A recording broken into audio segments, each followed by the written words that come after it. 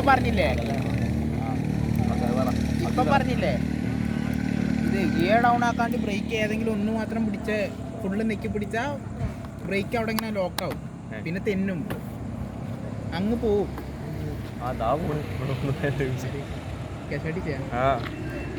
എന്താ അങ്ങനെ ആവുക. ഇതിനാവും പിന്നെ എങ്ങനെയും ബ്രേക്കിന് മാത്രമല്ല കളി, എങ്ങനെ സ്പീഡ് കുറച്ചിട്ട്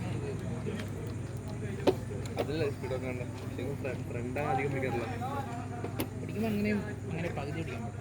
ABS അവിടെ ഇല്ലേ, ഫ്രണ്ടിലല്ലേ? ABS എടുത്താണ് കുറച്ച് ഇതുള്ളൂ, എന്നിട്ടാവും ഇങ്ങനെ